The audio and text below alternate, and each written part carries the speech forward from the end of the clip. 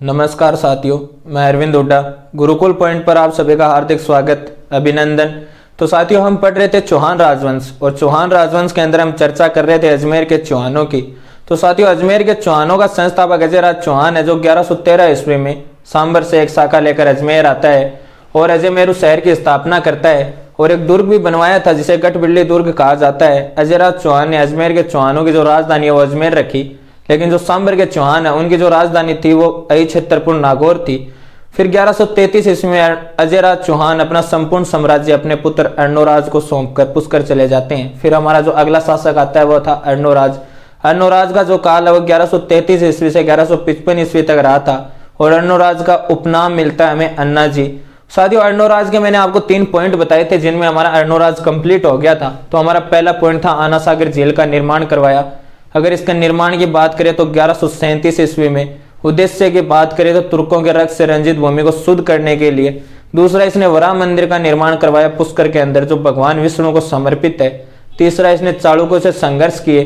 पहला संघर्ष 1134 ईस्वी में जो अर्णोराज वर्सेस सिद्धराज जय सिंह हुआ था, जिसमें अर्णोराज विजय होता है और सिद्धराज जय सिंह की पुत्री कांचन देवी से विवाह कर लेता है। दूसरा 1145 ईस्वी में जो अर्णोराज वर्सेज कुमारपाल चालुक्य हुआ था, जिसमें कुमारपाल चालुक्य विजय होता है और 1155 ईस्वी में अर्णोराज की उसके ही पुत्र जगदेव द्वारा हत्या कर दी जाती है। फिर हमारा जो अगला शासक आता है वो विग्रहराज फोर्थ।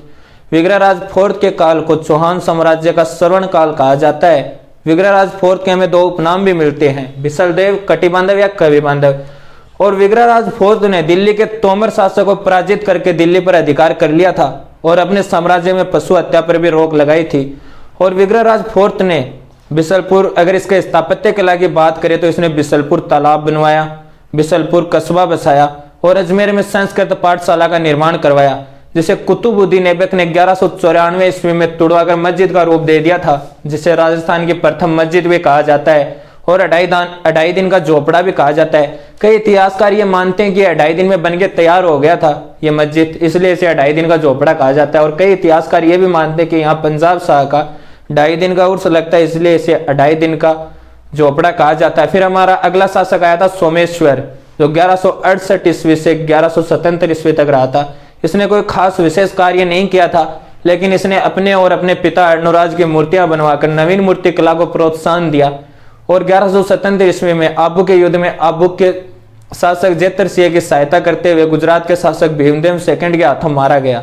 उसके बाद जो हमारा अगला शासक आता है वह पृथ्वीराज चौहान थर्ड, जो हमारे चौहानों का सबसे प्रतापी शासक है और चौहान राजवंश का सबसे इंपॉर्टेंट शासक है। तो साथियों, आज हम बात करेंगे पृथ्वीराज चौहान थर्ड की। तो पृथ्वीराज चौहान थर्ड है, उसका जो शासन काल है वो 1177 ईस्वी से 1192 ईस्वी तक है।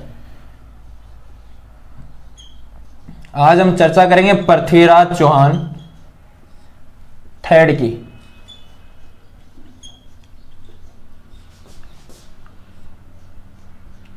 जिसका शासन काल है वो 1177 ईस्वी से 1192 ईस्वी तक है। तो साथियों, अगर पृथ्वीराज चौहान के इंट्रोडक्शन की बात करें तो इनके पिता का नाम था सोमेश्वर। इनके पिता थे सोमेश्वर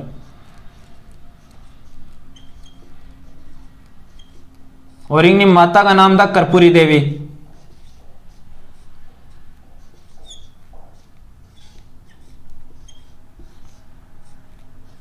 कर्पूरी देवी। और इनके जन्म की बात करें तो 1166 ईस्वी में अनिलवाड़ गुजरात में हुआ।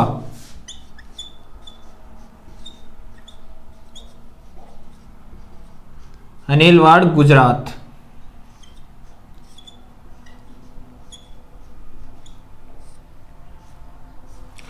तो साथियों, जो पृथ्वीराज चौहान थर्ड है उसका जो शासन काल है वो 1177 ईस्वी से 1192 ईस्वी तक था, जो हमारे चौहान राजवंश का सबसे इंपॉर्टेंट शासक है, सबसे प्रतापी शासक था।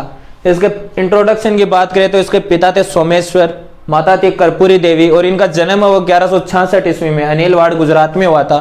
साथियों, चौहान राजवंश का इंपॉर्टेंट शासक है, इसलिए हमें इसे डिटेल से इसका इंट्रोडक्शन के बारे में जानना जरूरी है। तो इसके जन्म वगैरह भी हमें याद करने होंगे। तो इनका इसका जो जन्म है वो 1166 ईस्वी में अनिलवाड़ गुजरात में हुआ। अगर इसके घोड़े का नाम पूछ लिया जाए तो इसके घोड़े का नाम था नाट्यरंबा। नाट्यरंबा। और जो पृथ्वीराज चौहान है उसके हमें उपनाम भी मिलते हैं। तो अगर इसके उपनाम की बात करें तो सबसे पहले मिलता है दलपुंगल।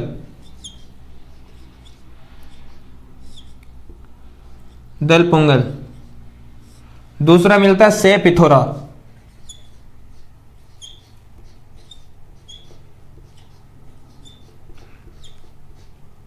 और तीसरा मिलता है रहस्यमय शासक।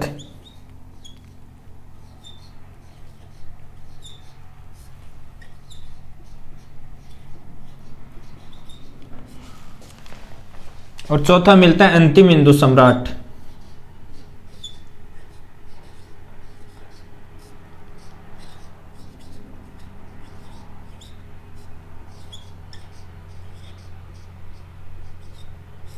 तो साथियों जो पृथ्वीराज चौहान थर्ड है उसके हम घोड़े की बात करें तो उसके घोड़े का नाम था नाट्यरंबा, क्योंकि एग्जाम में कई बार पूछ लिया जाता है कि पृथ्वीराज चौहान थर्ड के घोड़े का क्या नाम था। और अगर इसके उपनाम की बात करें तो इसका सबसे पहला उपनाम मिलता है दलपुंगल, दूसरा मिलता है से पिथोरा, तीसरा मिलता है रहस्यमय शासक और चौथा मिलता है अंतिम हिंदू सम्राट। और जो दलपुंगल है उसका मतलब होता है विश्व विजेता। दलपुंगल का मतलब विश्व विजेता।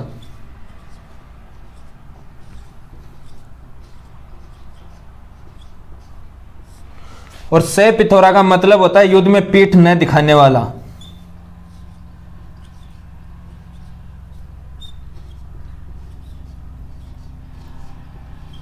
युद्ध में पीठ न दिखाने वाला।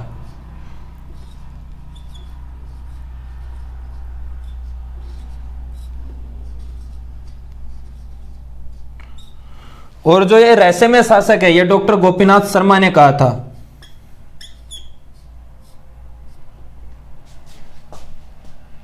ये रहस्यमय शासक है डॉक्टर गोपीनाथ शर्मा ने नहीं, डॉक्टर दशरथ शर्मा ने कहा था। दशरथ शर्मा। और इसे अंतिम हिंदू सम्राट भी कहा जाता है। तो साथियों हम अगर पृथ्वीराज चौहान की मोटा मोटी बात करें तो इनके पिता का नाम सोमेश्वर था, माता का नाम कर्पूरी देवी। इनका जन्म 1166 ईस्वी में अनिलवाड़ गुजरात में हुआ था। इनके घोड़े की बात करें तो घोड़े का नाम था नाट्यरंबा। और इनके हमें उपनाम भी मिलते हैं जैसे दलपुंगल, से पिथोरा, रहस्यमय शासक और अंतिम हिंदू सम्राट। तो साथियों ये तो बात हुई पृथ्वीराज चौहान के इंट्रोडक्शन की।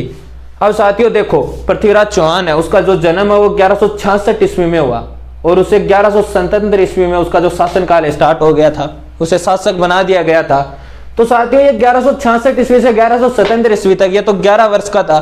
तो ये पृथ्वीराज चौहान है वो 11 वर्ष की अल्प आयु में शासक बना। और साथियों अब क्या 11 वर्ष का जो बालक है, 11 वर्ष का बच्चा है वो क्या शासन संभाल सकता है क्या?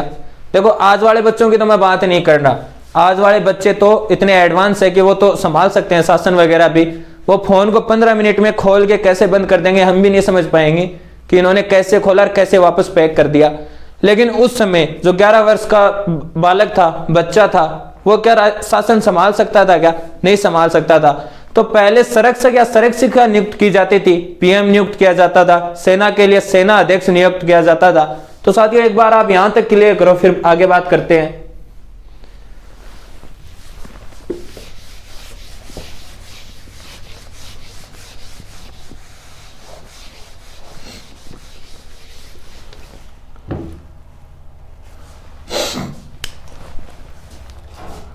तो साथियों पृथ्वीराज चौहान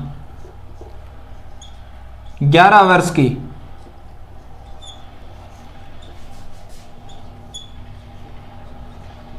अल्प आयु में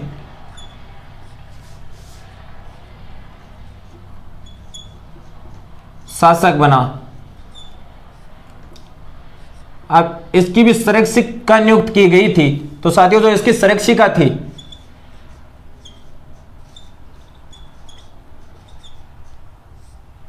इसकी संरक्षिका नियुक्त की गई थी वो इसकी माता थी कर्पूरी देवी।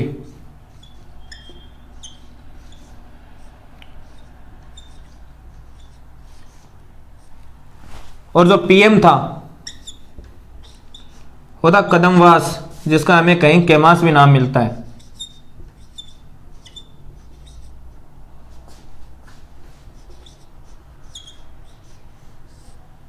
जिसका हमें कैमास भी नाम मिलता है। और जो सेना अध्यक्ष नियुक्त किया गया था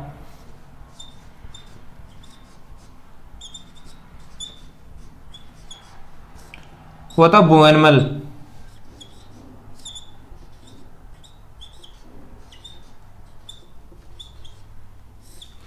तो साथियों, पृथ्वीराज चौहान वो 11 वर्ष की अल्प आयु में शासक बनता है, तो उसकी जो संरक्षिका है वो नियुक्त की गई थी, उनकी मां थी कर्पूरी देवी, खुद ही उनकी संरक्षिका थी, कि नाम पृथ्वीराज चौहान का था, लेकिन जो सारा काम काज है वो कर्पूरी देवी संभालती थी। और जो इनका पीएम है वो कदमवास, जिसका हमें कई नाम कैमास भी मिलता है, नियुक्त किया गया। सेना अध्यक्ष भुवनमल को नियुक्त किया गया। अब साथियों, जो पृथ्वीराज चौहान वो 11 वर्ष की आयु में ही, अल्प आयु में शासक बना, तो विद्रोह तो होना ही था, क्योंकि विद्रोह तो करेंगे ही लोग, क्योंकि उस राज्य का जो शासक है वो अभी बच्चा था। तो साथियों, पृथ्वीराज चौहान है, उसके सामने बहुत सी राजनीतिक चुनौतियां आती है, बहुत से विद्रोह वगैरह होते हैं। तो सबसे पहला जो विद्रोह करता है वो उसी का चचेरा भाई नागार्जुन करता है। तो सबसे पहला है नागार्जुन विद्रोह करता है 1178 ईस्वी के अंदर, कि जो ये पृथ्वीराज चौहान है इसको शासक क्यों बनाया, मैं भी तो अर्णोराज का वंशज हूं, तो मुझे बना देते, इसे 11 वर्ष की आयु में ही शासक बनाने की क्या जरूरत थी। तो साथियों, एक बार यहां तक क्लियर करो, फिर देखते हैं हम इनकी राजनीतिक चुनौतियां।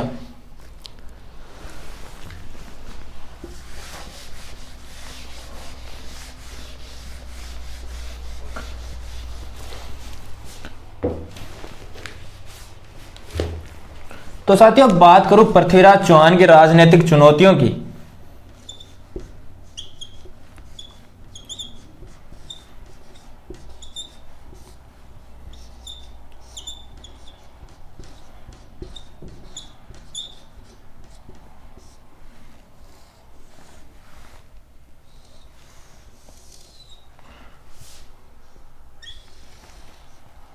तो साथियों, जो इनकी सबसे पहली राजनीतिक चुनौती थी वो थी चचेरे भाई।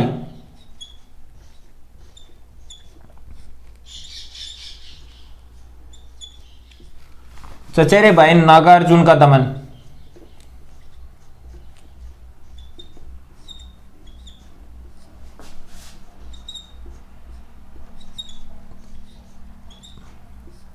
ग्यारह सौ अठहत्तर ईस्वी में।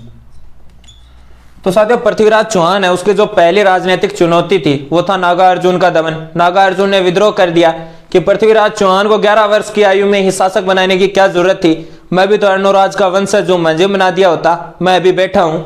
और साथियों, फिर दूसरी बात करें तो इसकी जो दूसरी राजनीतिक चुनौती थी वो थी बंडानक जाति का दमन।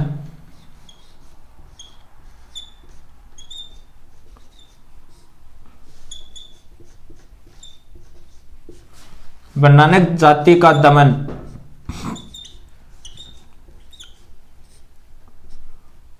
ग्यारह सौ 82 ईस्वी में। साथियों, ये जो बंडानक जाति है ये ऐसी जाति थी जो धीरे धीरे पृथ्वीराज चौहान के साम्राज्य के अंदर, सीमा के अंदर घुसती जा रही थी और अपनी बस्तियां वगैरह बना रही थी। तो दूसरा बंडानक जाति का दमन होता है 1182 ईस्वी में। और तीसरी राजनीतिक चुनौती की बात करें तो तीसरी आती है महोबा के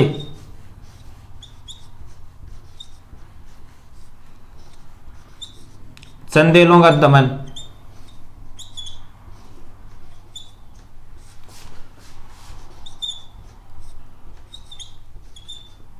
और यह भी 1182 ईस्वी में ही होता है।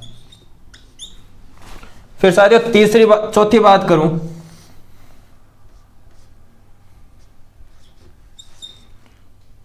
तो चौथी आती है चालुक्यों से।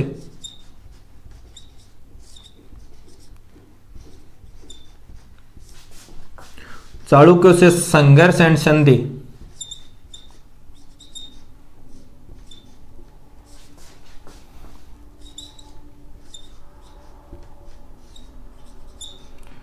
जो संघर्ष है वो 1184 ईस्वी में हुआ और जो संधि है वो 1187 ईस्वी में। फिर साथ ही पांचवी की बात करें तो चौहानों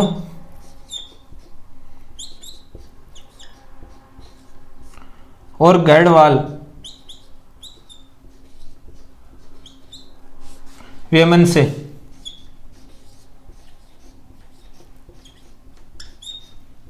ये 1189 ईस्वी में हुआ। फिर साथियों छठी की बात करें 6 नंबर की, तो तुर्कों से संघर्ष।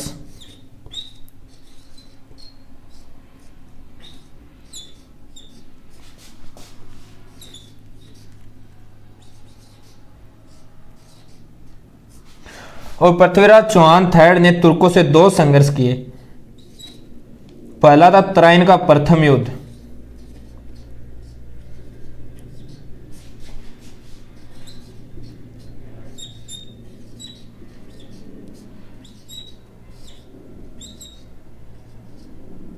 तराइन का प्रथम युद्ध 1191 ईस्वी में, और दूसरा था तराइन का द्वितीय युद्ध।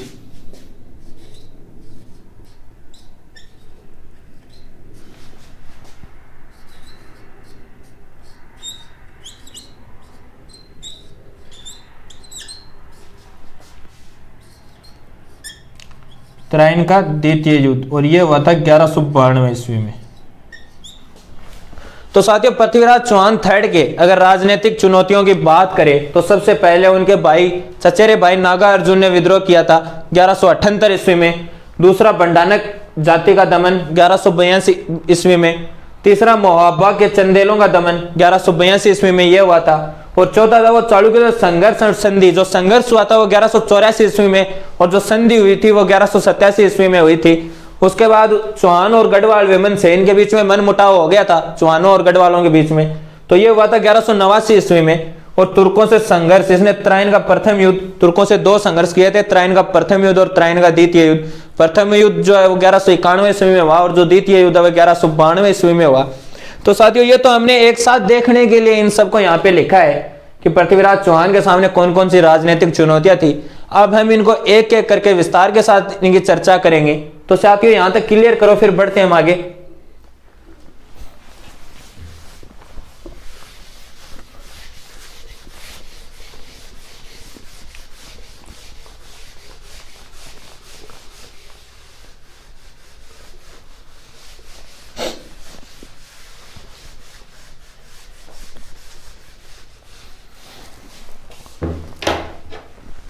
अब साथियों बात करें पृथ्वीराज चौहान के राजनीतिक चुनौतियों की, तो सबसे पहली आती है चचेरे भाई।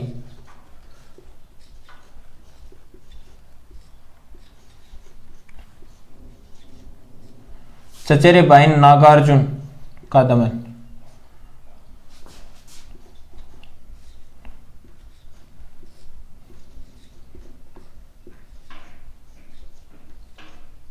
जो हुआ था 1178 ईस्वी में। और जो दूसरी थी वो थी बंडानक जाति का दमन।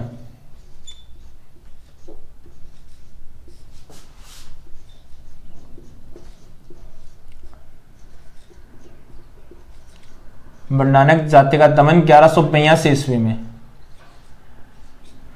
तो साथियों पहली जो राजनीतिक चुनौती है वो है चचेरे भाई नागा अर्जुन का दमन। तो चचेरा भाई मैंने आपको बताया था अर्णोराज के जो वंशज थे उनमें कि जो ये नागार्जुन अपर गांगे विग्रहराज फोर्थ के बेटे थे। तो ये जो सोमेश्वर का पृथ्वीराज चौहान थर्ड पुत्र था। तो ये सारे आपस में चचेरे भाई हुए। तो साथियों जो ये चचेरा भाई नागा अर्जुन है इसने ही सबसे पहले विद्रोह कर दिया कि पृथ्वीराज चौहान को 11 वर्ष की आयु में शासक बनाना जरूरी है, मैं भी तो अर्णोराज का ही वंशज हूं, मुझे बना दो, मुझे बना दिया होता। और है तो नागार्जुन क्या करता है, विद्रोह कर देता है।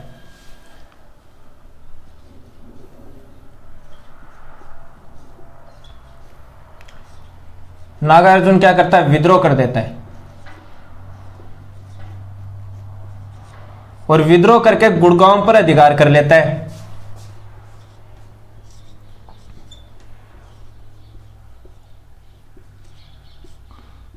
गुड़गांव पर अधिकार।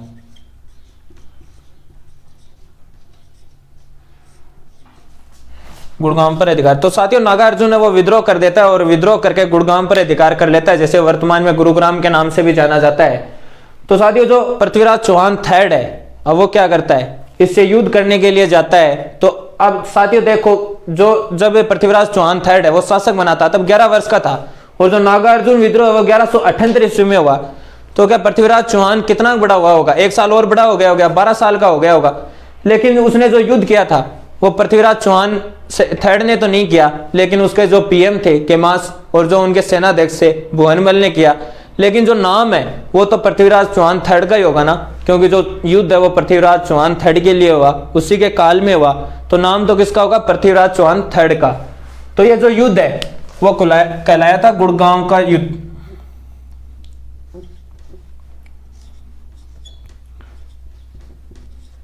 गुड़गांव का युद्ध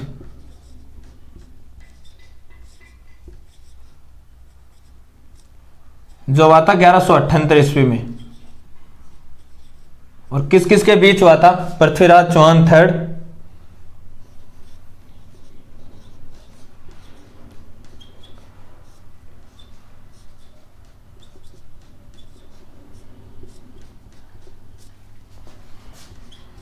वर्सेस नागार्जुन।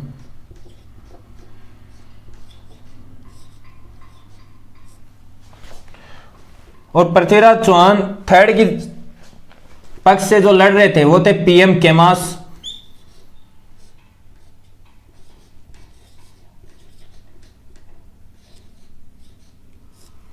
और सेनाध्यक्ष भुवनमल।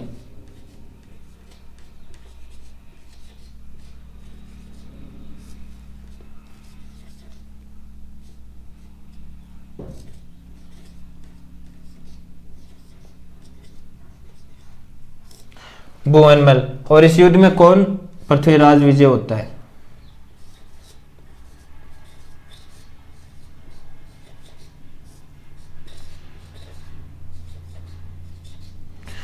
तो साथियों जो पृथ्वीराज चौहान की पहली समस्या थी चचेरे भाई नागार्जुन का दमन। नागार्जुन विद्रोह कर देता है और गुड़गांव पर अधिकार कर लेता है। तो पृथ्वीराज चौहान अपनी सेना भेजता है केमास और भुवनमल के नेतृत्व में, और नागार्जुन से विद्रोह होता है, युद्ध होता है जिसे गुड़गांव का युद्ध कहा जाता है, जो 1178 ईस्वी के अंदर हुआ।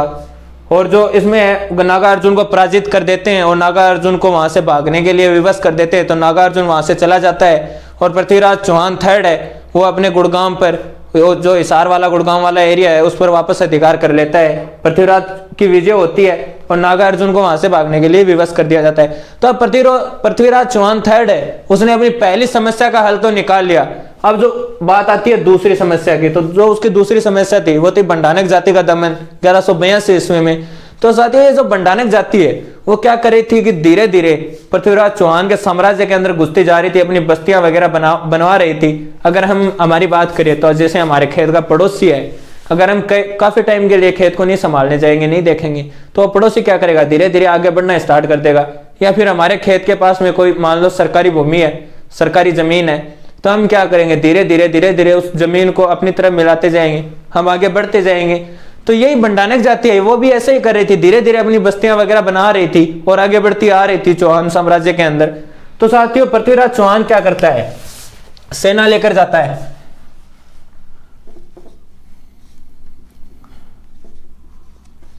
पृथ्वीराज सेना लेकर गया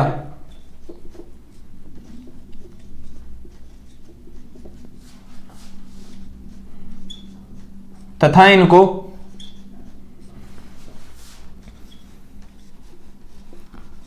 यूपी की ओर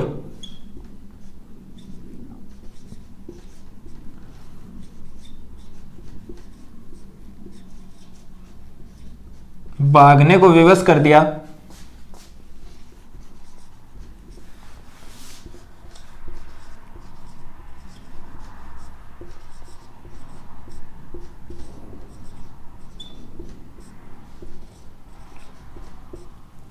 तथा इनकी बस्तियां तोड़ दी, तथा इनकी बस्तियों को तोड़ दिया।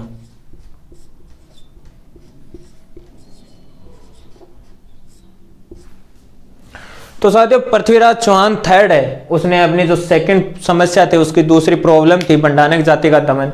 जो बंडानक जाति है वो उसके साम्राज्य में घुसती चली आ रही थी, धीरे धीरे अपना कब्जा कर रही थी।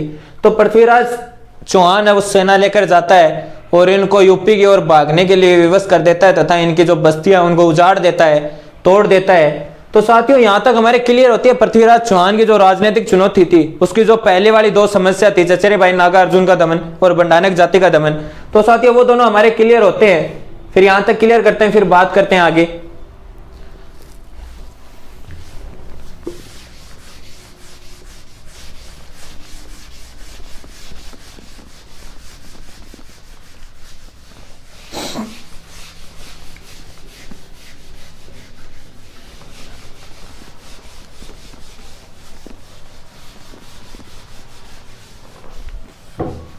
तो साथियों अब जो हमारी तीसरी राजनीतिक चुनौती थी पृथ्वीराज चौहान के लिए, वो थी महोबा। महोबा के चंदेलों का दमन।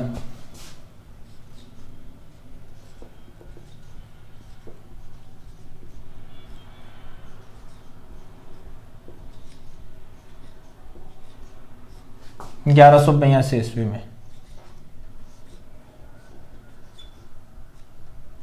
तो साथियों जो तीसरी प्रॉब्लम थी पृथ्वीराज चौहान की, जो तीसरी समस्या थी, वो थी महोबा के चंदेलों का दमन। तो साथियों जो महोबा के चंदेलों का दमन है, जो विद्रोह हुआ था, वह ऐसा भी कहा जाता है कि बंडानक जाति के दमन के बाद जो महोबा राज्य है और जो चौहान साम्राज्य था, पृथ्वीराज चौहान का जो साम्राज्य था, उसकी जो सीमाएं वो आपस में मिलने लगी थी। तो जब दो राज्यों की जो सीमाएं वो मिलेगी तो टकराव होना तो संभाविक सी बात है, विद्रोह तो होगा ही। तो पहला कारण तो यह भी बताया जाता है कि उन दोनों राज्यों की सीमा मिलने के कारण इनके बीच टकराव हो गया था। और दूसरा जो कारण है वो है कि जो पृथ्वीराज चौहान है उसकी जो घायल सेना थी वो दिल्ली से लौट रही थी। दूसरा कारण क्या बताया जाता है कि दिल्ली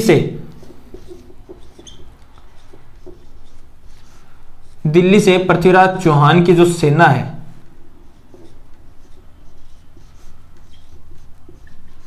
पृथ्वीराज की सेना जो क्या थी, घायल थी और ये लौट रही थी। तो बीच में महोबा राज्य है, बीच में कौन सा राज्य पड़ता था, महोबा राज्य। और ये जो सैनिक है वो दिल्ली कोई काम से गए थे और वापस लौट रहे थे, तो इनमें कुछ घायल सैनिक भी थे।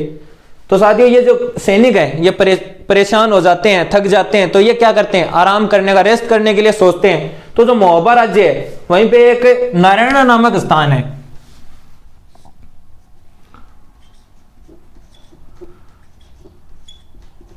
नारायणा नामक स्थान,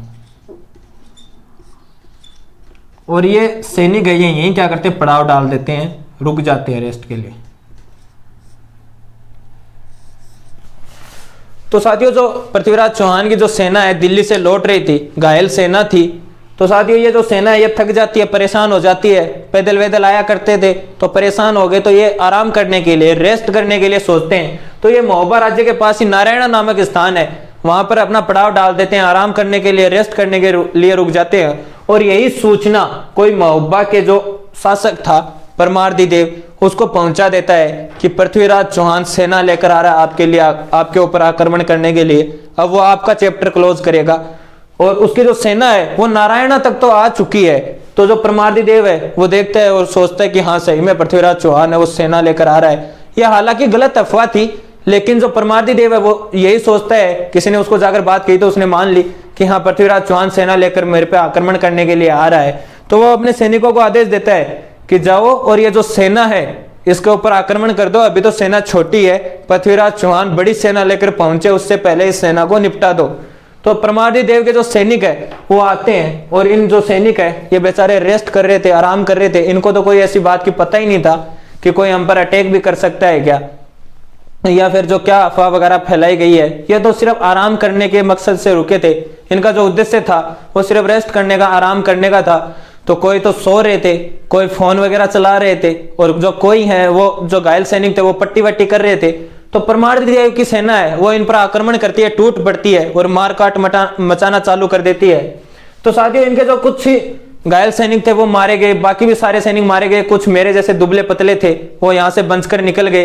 और वो क्या करते हैं, दौड़कर जाते हैं पृथ्वीराज, सीधे पृथ्वीराज चौहान के पास। पृथ्वीराज चौहान जब उनको देखता है तो कहता है भाई ये क्या हालत कर रखी है, कपड़े फाड़ रखे हैं, चप्पल वप्पल कहाँ है तुम्हारी। तो ये सैनिक करते हैं कि हमारी चप्पल तो पड़ी है नारायण नामक स्थान पर, ठीक है जाओ और उसको लेके आओ।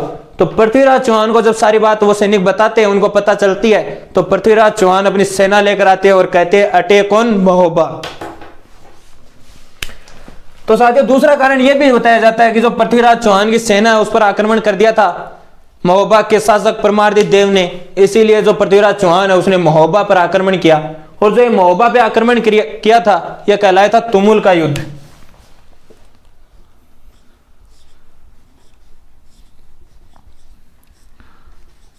तुमुल का युद्ध। और यह कब हुआ था, 1182 ईस्वी में। और किसके बीच हुआ था, Prithviraj Chauhan third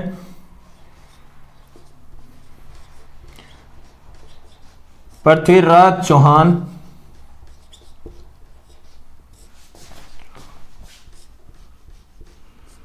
third versus Mahoba का जो शासक था परमार्दी देव।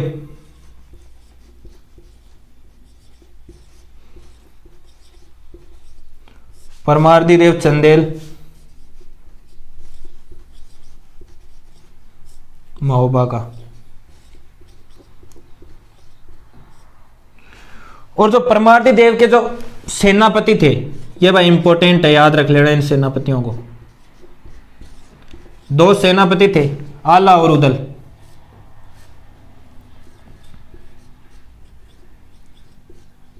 आला और उदल। जब युद्ध शुरू होता है तो ये जो दो सेनापति थे आला और उदल, वो बड़ी ही वीरता के साथ लड़ते हैं। और हमारे कवि थे जगनिक, उन्होंने इन दोनों सेनापतियों के बारे में लिखा है, कुछ पंक्तियां लिखी है कि 12 वर्ष कुकर जिए, 13 वर्ष सियार, 18 वर्ष क्षत्रिय जिए, बाकी जीवन अधिकार। तो साथियों जो हमारे कवि है जगनिक, उन्होंने इन दोनों सैनिकों के लिए, जो सेनापति थे उनके लिए कुछ पंक्तियां लिखी है कि 12 वर्ष कुकर जिए, 13 वर्ष सियार, 18 वर्ष क्षत्रिय जिए, बाकी जीवन धिकार। कि साथियों 12 वर्ष कुत्ता जीता है और सियार 13 वर्ष, 18 वर्ष क्षत्रिय जीता है और 18 वर्ष का हो जाता है तो मरने मारने को तैयार हो जाता है। क्षत्रिय का यही धर्म है, यही कर्तव्य है। तो उसके बिना बाद में कोई जीवन है वो अधिकार नहीं है, धिकार है, उसका कोई मतलब नहीं है बाकी जीवन का। तो साथियों ये दोनों बहुत ही वीरता के साथ लड़ते हैं और दोनों वीरता के साथ लड़ते हुए अपने महोबा राज्य की रक्षा करते हुए वीरगति को प्राप्त हो जाते हैं। ये क्या हो जाते हैं, वीरगति को प्राप्त।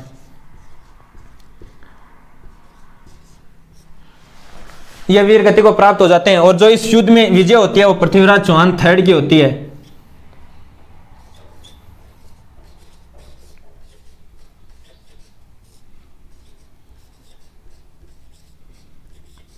पृथ्वीराज चौहान थर्ड विजय। और विजय होने के बाद पृथ्वीराज महोबा पर अधिकार कर लेता है।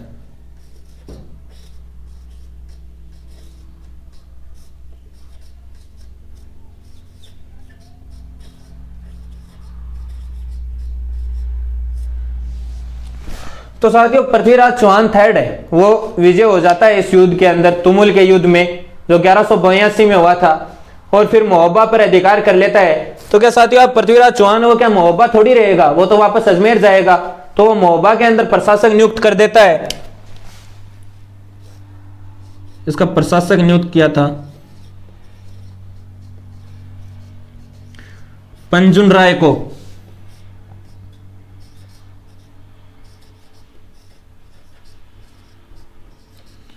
जिसे राजा पंजवान के नाम से भी जाना जाता है।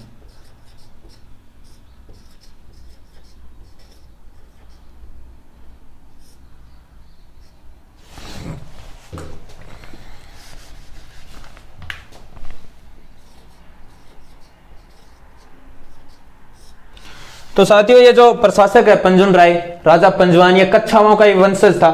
और हम आमेर को जब पढ़ते हैं, कच्छावा राजवंश को जब पढ़ते हैं तो हमें जानकारी मिलती है कि जो कच्छावा वो पहले चौहानों के सामंत हुआ करते थे। तो साथियों वह बात यहाँ सच भी हो रही है कि ये जो राजा पंजवान है ये कच्छावा का वंशज था।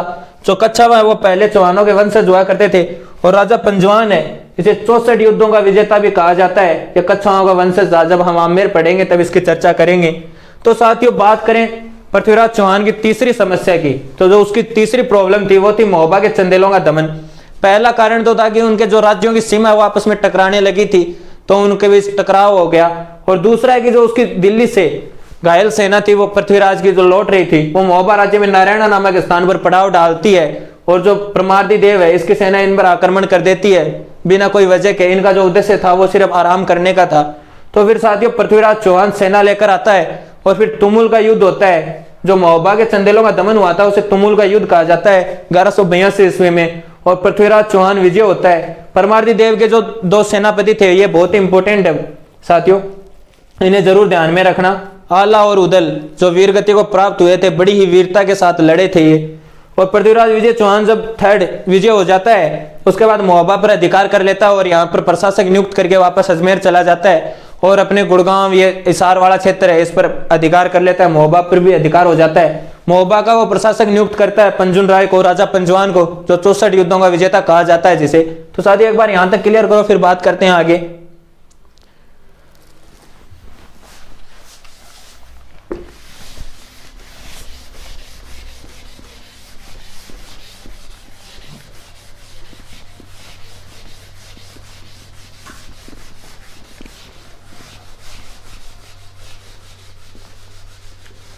अब साथियों जो पृथ्वीराज चौहान थर्ड की जो चौथी प्रॉब्लम आती है वो थी चालुक्यों से संघर्ष और संधि। चौथी समस्या थी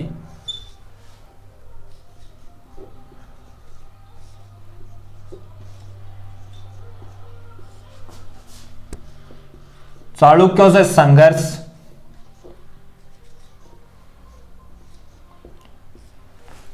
और संधि।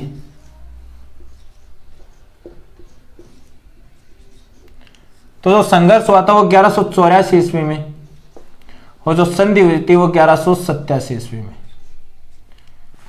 तो साथियों जो चालुक्यों के बीच संघर्ष और संधि हुई थी, तो जो संघर्ष हुआ था उसके जो प्रमुख कारण है, अगर हम ये चालुक्यों के बीच संघर्ष के जो प्रमुख कारण की बात करें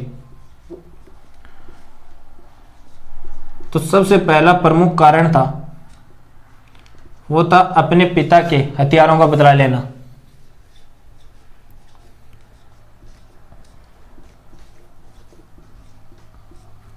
अपने पिता के हथियारों का बदला लेना।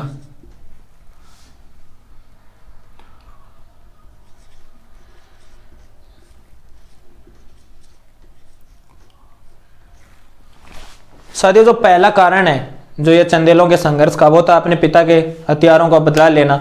मैंने आपको बताया था सोमेश्वर 1177 ईस्वी में आबू के युद्ध में आबू के शासक जेतर सिंह की सहायता करते हुए गुजरात के शासक भीमदेव सेकंड के हाथों मारा जाता है। तो साथियों ये जो भीमदेव सेकंड था ये चालुक्य ये गुजरात वाले ही थे। तो साथियों जो सबसे पहला कारण है, अब पृथ्वीराज चौहान है वो 11 वर्ष की आयु में बच्चा था, शासक बन गया, तो उसे ये पता नहीं होगा क्या कि अपने पिता की हत्या किसने की थी, अपने पिता को किसने मारा था। ये जानकारी है उसे भी तो प्राप्त होगी, उसे भी तो मिलेगी, कहीं ना कहीं से तो सुनने को मिलेगा कि तेरे पिता को सोमेश्वर को आबू के युद्ध में 1177 ईस्वी में गुजरात के भीमदेव ने लबका दिया था। तो साथियों जो पहला कारण है वो यही है, अपने पिता के हथियारों का बदला लेना। दूसरा कारण बताया जाता है वो बताया जाता है आबू की राजकुमारी। दूसरा कारण है आबू की राजकुमारी।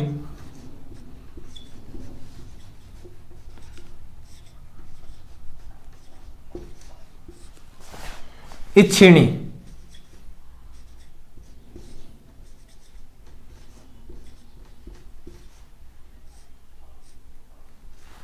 तो साथियों जो दूसरा कारण है वो है आबू की राजकुमारी इच्छिणी। अगर मैं थोड़ी सी आपको चर्चा करके बताऊं तो साथियों ये हमारे राजस्थान में नीचे आबू है और यहीं पर बाद में सीमा है गुजरात, यहां है गुजरात।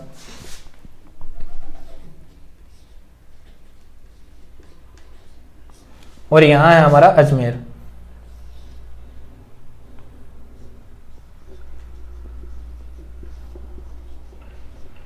अजमेर ये हो गया आबू, और ये जो राजकुमारी है ये आबू की थी। आबू की राजकुमारी इच्छिणी।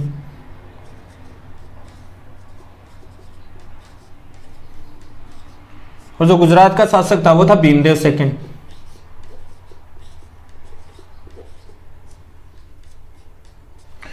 और जो ये हमारे अजमेर है यहां का था पृथ्वीराज चौहान थर्ड।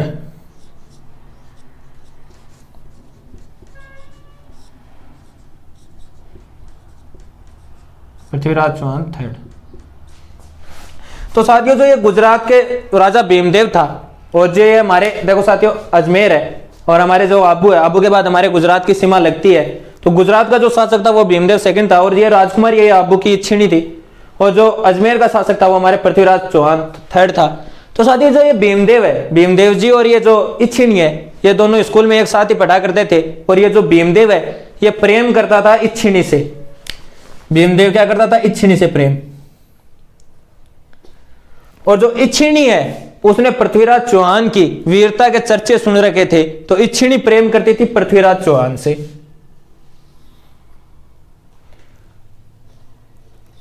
यह पृथ्वीराज चौहान से प्रेम करती थी और भीमदेव इच्छिणी से करता था। तो साथियों इनको तीनों का त्रिकोणीय मुकाबला हो गया था कि तू प्यार है किसी और का, तुझे चाहता कोई और है। साथियों वही बात थी इनमें, भीमदेव विवाह करना चाहता था इच्छिणी से और इच्छिणी विवाह करना चाहती थी चौहान पृथ्वीराज चौहान थर्ड से।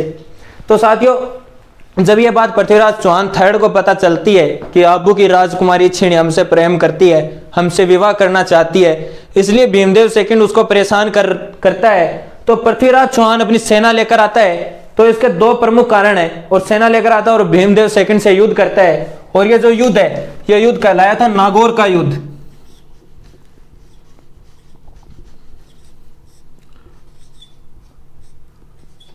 नागौर का युद्ध कब हुआ था? 1184 ईस्वी में। और किसके मध्य हुआ था? यह हुआ था पृथ्वीराज चौहान थर्ड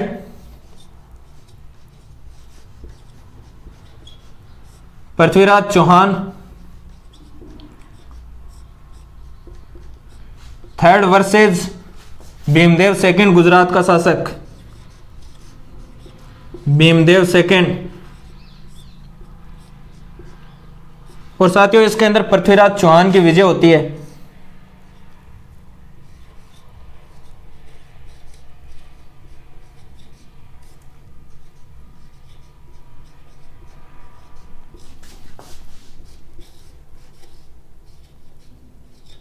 पृथ्वीराज चौहान की विजय हो जाती है। और हम अगर संधि की बात करें तो इनकी जो संधि है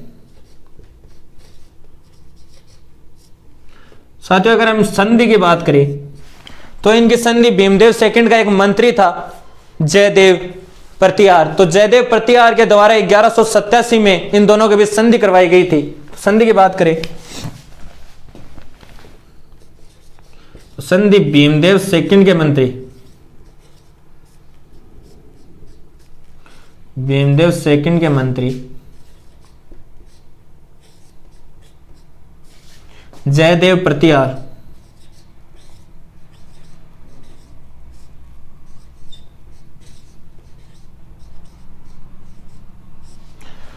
जयदेव प्रतिहार द्वारा 1187 ईस्वी में करवाई गई।